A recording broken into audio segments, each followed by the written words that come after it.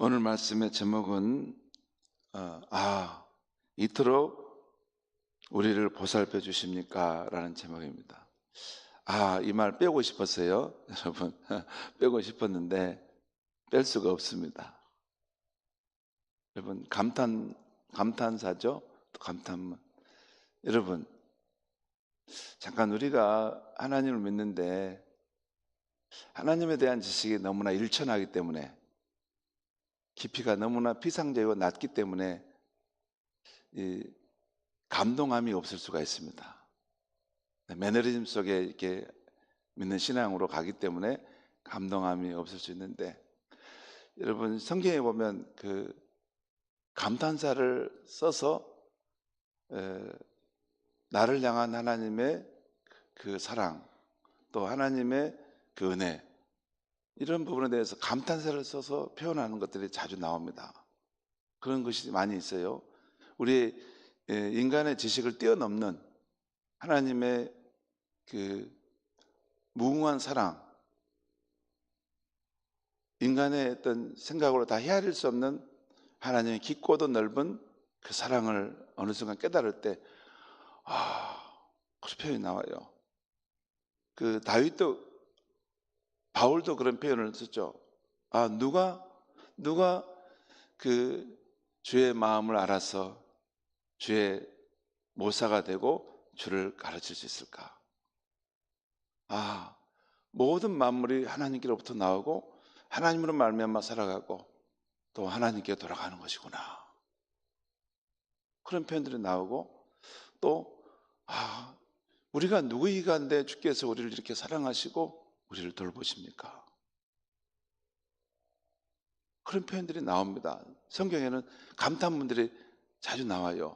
특별히 시편에 보면 하나님의 그 섬세한 사랑과 하나님의 우리를 그 눈동자처럼 보호해 주시고 사랑하시는데, 그런데 그것이 깨달아져 가지고 하나님이 여기까지 나를 사랑하시는구나. 하나님 아버지 어떻게 이토록 나를 사랑하시고 나를 돌봐주십니까? 여러분, 이것은 책을 통해서 배우는 게 아니고 우리가 이 일상의 삶 속에서 또 환난과 깊은 시련을 겪었을 때 어느 순간에 이토록 이제 막다른 골목에 나는 죽었구나, 나는 이제 소망이 끊어졌구나 하는데, 어느 순간 보니까 내가 생각지도 못했는데 하나님이 살 길을 준비해 놓으시고, 정말 내가 안전하게 갈 수 있는 길을 높은 곳에 미리 예비해 놓으셨다는 것을 문득 깨닫게 되면서, 또 그걸 발견하게 되면서 하나님이 이렇게 나를 위해 섬세하게 생각해 주셨네요. 너무나 고맙습니다. 하나님은 정말 내 아버지시고 나의 하나님입니다. 우리 여러분, 부모님이 너무 우리에게 잘해줄 때 달려가서 부모님 껴안고 막 보려다 뽀뽀하지 않습니까? 하나님은 인격적인 하나님 있습니다. 물론 하나님은 인격적인 수준에서 머무르신 분이 아니세요. 그것을 뛰어넘는, 인격을 뛰어넘는 그 이상의 놀라우신 하나님이지만, 최소한 우리와 교감을 나눌 수 있기 위해서 하나님 인격적인 하나님이심을 선택하신 분이세요. 그러니까 우리 아이가 그 아버지가 또는 엄마가 자기가 참 힘들고 어려운 상황들을 속에 있다는 걸 미리 헤아리고 자기를 위해서 좋은 것을 준비해 줄 때, 예를 들어서 옛날에 우리 대학 가기 정말 어려웠지 않습니까? 등록금이 없어가지고. 그럴 때 합격은 했는데 이제 내가 어떻게, 등록금이 없는데 어떻게 갈까? 정말 가고 싶은데, 그때 첫 등록금을 탁 준비했다가 너 돈 필요하지 않니? 하면서 건너줄 때 그 감격, 제가 그랬거든요. 제가 그랬습니다. 처음에 40몇만 원인가 8만 원인가 됐어요. 등록금이요. 국립대. 근데 그 돈이 어디 있습니까? 가난한 우리 집에. 하루하루 살기 어려운 오남 이녀 자녀들 그 먹고 먹기 포도청이라고 먹고 사는 거 책임져 주기 어려운데, 제가 대학을 갔다고 언젠가 어머님이 딱 그 돈을 챙겨가지고 첫 등록금인데 갖다 놔 써라. 지금도 잊지 못합니다. 우리 가난한 우리 집안에서 어떻게 어머니가 그걸 다 준비했을까? 그러니까 자식을 위해서, 자식의 앞길을 위해서 부모가 생각해가지고 뭘 준비해 줄 때 생각지도 못했는데 이것을 나를 미리 다 생각하고 계셨구나. 너무 기뻐서 달려가서 안아주고 엄마 고마워요. 우리 오래오래 삽시다. 그러지 않습니까? 하나님은 그런 분 아닐까요? 왜 여러분 잠깐, 왜 성경은 신과 우리 인간의 관계를 아버지와 자녀의 관계로 표현하고 있을까요? C.S. 루이스가 그 부분을 설명해요. 여러분, C.S. 루이스가 이 성경에서는 하나님과 우리의 관계를 아버지와 자식의 관계로 설명한다는 거죠. 이건 독특한 것입니다. 그런 면이 있다는 거예요. 하나님이 우리를 대할 때 부모가 자식을 대하는 것 같은 그런 애틋한 사랑과 이 불쌍히 여기는 연민의 마음이 있다는 것이에요. 하나님을 믿는데 그런 것을 전혀 모르고 하나님을 관념적으로 추상적으로 아는 사람은 완전히 하나님을 믿는 걸 꽝입니다. 꽝.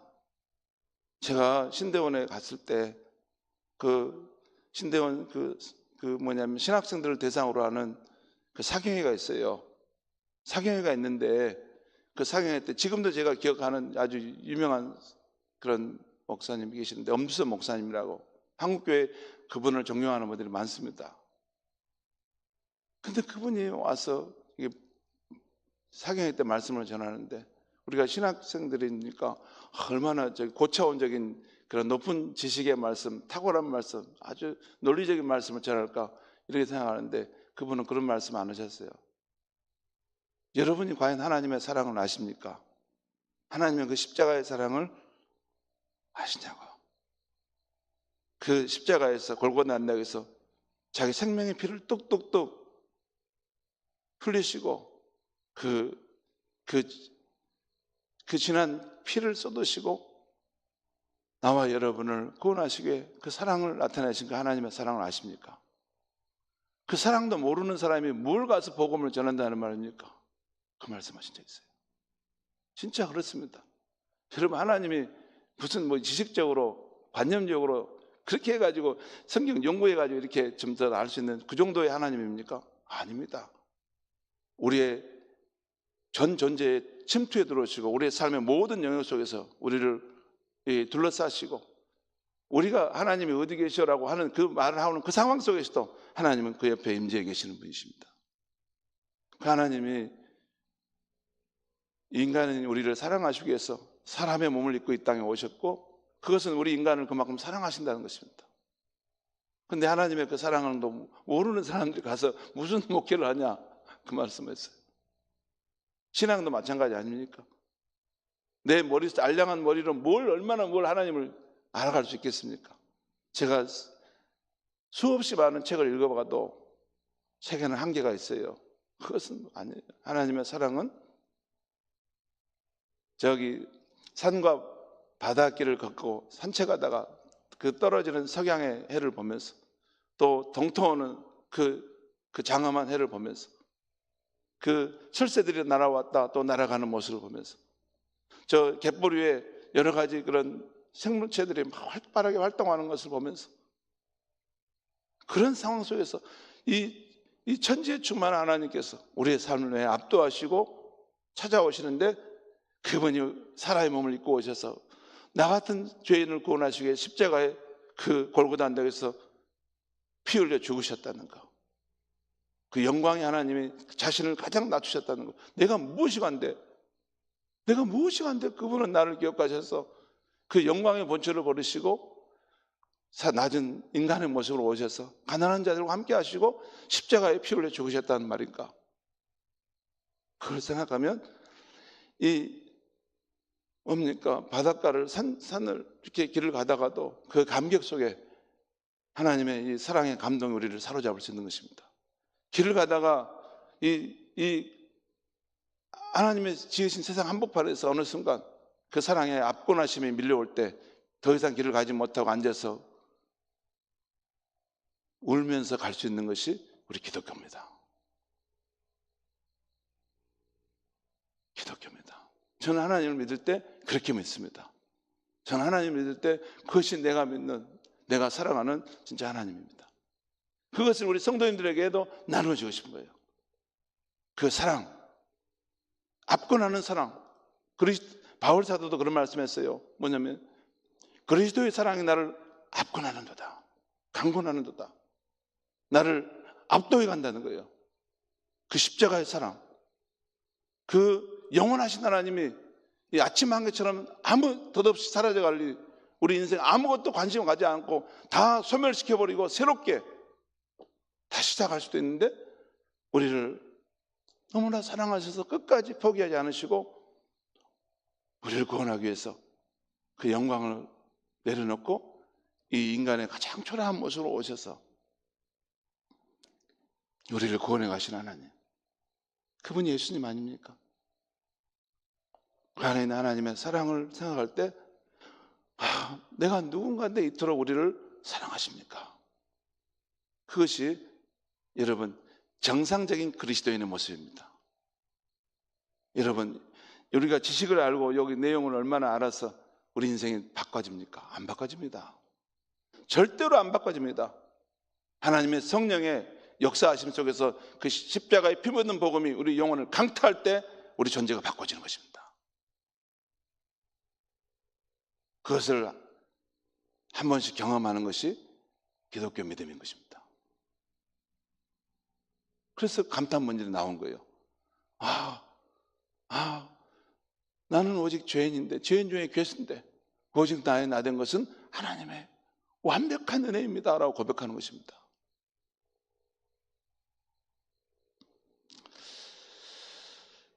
어제 이어 오늘도 우리가 살펴보는 시편 139편의 다윗의 시는 하나님에 대해서 알려주는 놀랍고도 신비로운 시입니다. 하나님이 어떤 분인가를 알려주는, 특별히 나와 관계에서, 우리와 관계에서, 이 질그릇처럼 연약한 인생인 우리와 관계에서 그 장엄하신 하나님, 영원하신 하나님이 어떤 분인가를 알려주는 것이 이 시예요. 어제 우리는 시편 139편 1절에서 12절에서 하나님은 나의 생각, 나의 행동, 나의 혀의 말들까지 모든 것을 다 아시는 분이라고 말씀했습니다. 그리고 하나님은 나의 앞뒤를 둘러싸시고 어디에 있든지 나와 함께 하시는 무소부재하신 하나님임을 말씀드렸어요. 오늘 시편 139편의 후반부에 13절에 24절까지 말씀입니다. 여기서 보면 먼저 다윗은 하나님 모태에서부터 나를 지으셨고 또한 나를 아주 신비로운 존재로 지으셨음을 말씀하고 있어요. 이거 13절에 16절에 나옵니다. 한번 제가 읽겠습니다. 주께서 내 내장을 지으시며 나의 모태에서 나를 만드셨나이다. 나의 오장육부를 지으시고 어머니 모태에서부터 나를 빚으셨다는 거예요. 14절, 내가 주께 감사함은 나를 지으심이 심히 기묘하심이라. 내가 하나님께 감사하는데 그 이유는 나의 이 형상을 볼 때, 이 나라는 사람을 볼 때 이게 심히 기묘하다는 거예요. 이것을 전에 그 번역에는 신묘막측하심이라고 말해요. 영어 성경으로는 beyond description이라고 그래요. 설명할 수 없는, 차마 말로 설명할 수 없을 만큼 너무나 이 걸작품이라는 거죠. 예, 여러분, 저와 여러분이 하나님 앞에서 그렇게 걸작품으로 만들어진 존재인 줄 믿습니다. 우리 공장에서 그냥 대량품으로 뽑아가지고 좀 이거 손상 있네, 버리자, 그런 게 아니에요. 우리 한 사람 한 사람이 없어지면 이 지구에 80억 인구가 있다 하더라도 하나님의, 내가 저를 특별하게 만들었는데 없어져 버렸네, 그 걸작품과 같은 존재라는 거죠. 주께서 하시는 일이 기이함을 내 영혼이 잘 아나이다. 주님이 하시는 일이 참 신비롭다는 거예요. 15절, 내가 은밀한 데서 지음을 받고 땅의 깊은 곳에서 기이하게 지음을 받은 때에 나의 형체가 주의 앞에 숨겨지지 못하였나이다. 이것은 어머니 모태에서일 수도 있고 아니면 그 전에, 우리가 다 이성이 헤아릴 수 없는 그 전에 어떤 영역 속에서 우리가 지음을 받는 상황이에요. 근데 나의 형체가 주여 앞에 숨겨지지 못하였다. 그 말은 내가 지음 받을 그 상황들을 하나님께서 다 보고 계시다는 거예요. 여러분, 그 인간이 이렇게 태아에서 어머니 모태에서 이 태아가 이렇게 자랄 때요. 이게 과학자들은 그렇게 설명하는데 처음에 인간은 이렇게 어떤 그 아주 미세한 세포, 단세포 정도 됩니다. 그 다음에는 좀 지나면 식물 같은 그런 정도의 모습을 갖는다는 거예요.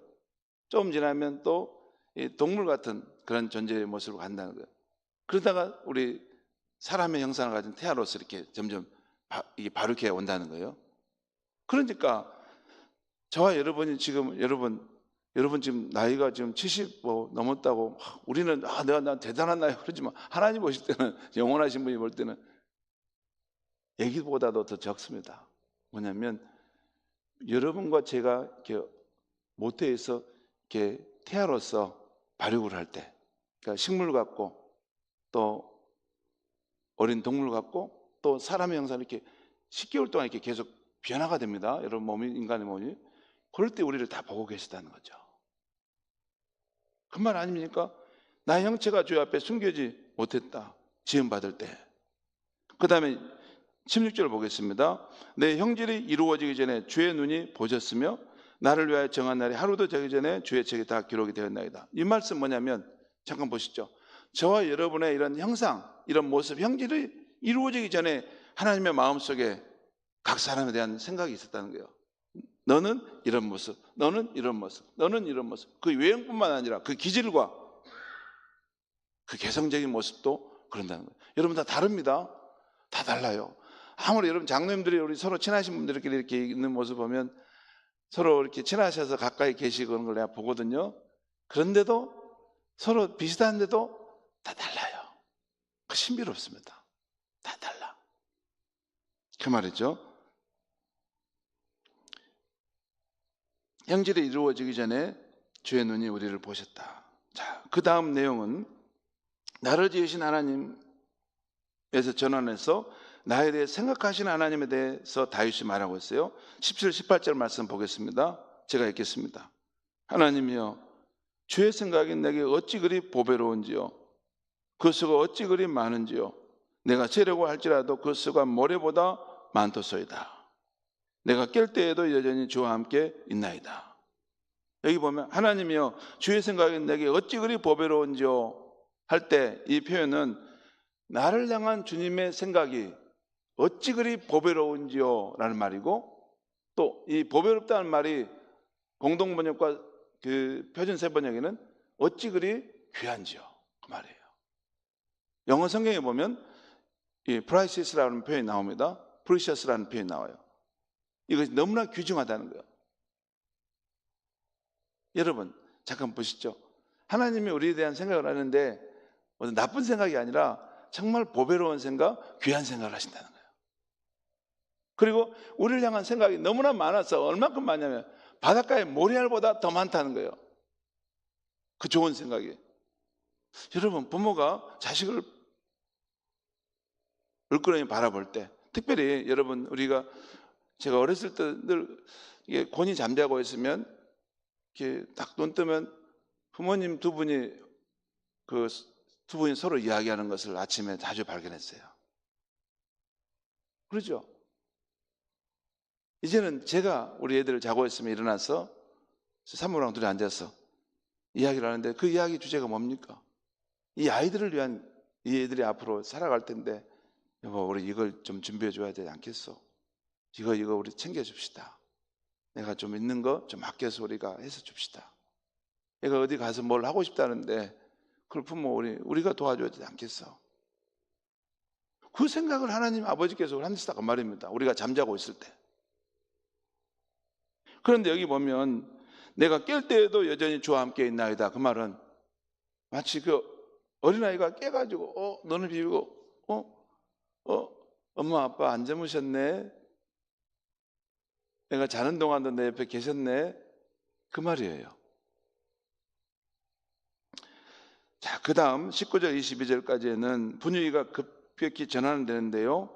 여기서 다윗은 하나님을 미워하는 악인에 대해서 말하는데 그들을 자신도 미워하고 그들을 자신의 원수로 여기겠다고 주장합니다.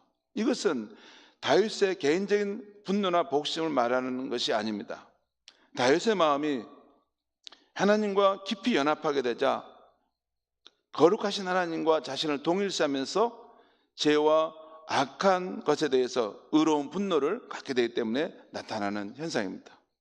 마지막 부분에서 다윗은 자신을 속속들이 다 아시는 창조주 하나님께 자신의 영혼 깊은 곳까지 개방하면서 자신 안에 악한 행위가 있는가 살펴봐 주시고 자신을 영원한 길로 인도해 달라고 기도하고 있습니다. 여기 보면 여러분 그 시편 139편 23절 24절 같이 한번 읽겠습니다. 시작. 하나님이여 나를 살피사 내 마음을 아시며 나를 시험하사 내 뜻을 아옵소서. 내게 무슨 악한 행위가 있나 보시고 나를 영원한 길로 인도하소서. 그러니까 하나님에 대한 이 절대 신뢰의 마음을 가지고 자기 영혼을 깊은 곳까지 열어 젖히면서 내 안에 혹시 악한 행위, 하나님 보시기에 악한 것이 있으면 하나님 것을 다 이렇게 내가 그것을 깨끗하게 할 수 있도록 나를 도와주시고 나를 영원한 생명의 길로 인도해 주셔서라는 기도입니다. 성도 여러분, 어제와 오늘 우리는 다윗이 지은 시편 139편을 살펴보면서 우리가 믿는 하나님에 대한 놀라운 지식을 깨닫게 되었습니다. 먼저 하나님은 나의 생각, 나의 말과 행동의 습관 등 모든 것을 다 아시는 분이십니다. 또 하나님은 나의 앞뒤를 둘러싸시고 어디서나 나와 함께 하시며 나를 인도하시는 분이십니다. 그리고 하나님은 모태에서 내 형질이 지음 받을 때부터 다 보고 계셨고 아셨습니다.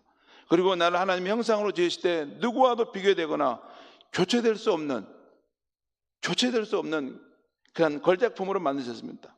그리고 하나님은 나에 대해 귀한 생각을 많이 하실 때 그 수를 다 셀 수 없을 만큼 많이 하시는 분이십니다. 내가 곤히 잠들 때에도 나를 지그시 바라보시고 나를 위해 좋은 생각을 하시는 분이십니다. 그래서 내가 잠에서 깨어날 때도 정신을 차려보면 나를 지으신 하나님이 성령으로 여전히 나와 함께 계심을 알게 된다는 것입니다. 이거 오늘 시편 139편의 다윗의 시의 내용이에요. 성도 여러분, 이것이 예수 그리스도 안에서 전능하사 천지를 창조하신 하나님 아버지를 알고 믿게 된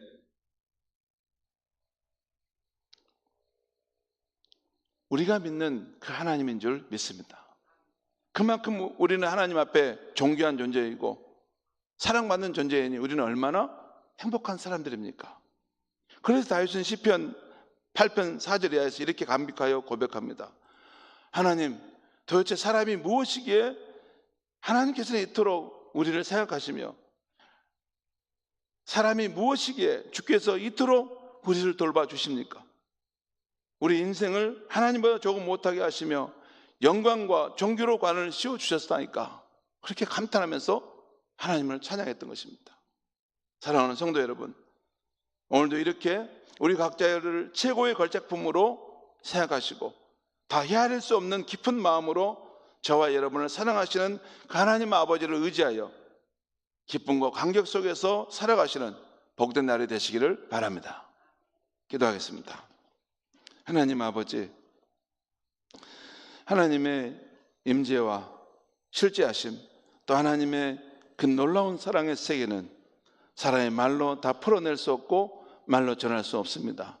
하나님의 성령이 오셔서 우리를 압권하시고 우리의 영혼을 감쌀 때 우리가 파노라마처럼 살아왔던 삶의 여정 속에서 하나님이 나를 그렇게 섬세하게 사랑하셨구나 하는 것을 깨닫게 될 때 우리의 존재의 변화가 일어난 줄 믿습니다. 하나님 아버지, 우리 사랑하는 성도들을 기억하여 주셔서 꼭 하나님을 대해서 알 때 피상적인 하나님이 아니라 깊고 넓고 또 높은 우리의 존재를 변화시킬 수 있는 하나님의 그 깊은 사랑을 체험할 수 있도록 하나님 늘 함께 하시고 역사하여 주시옵소서. 예수님의 이름으로 기도하옵나이다. 아멘.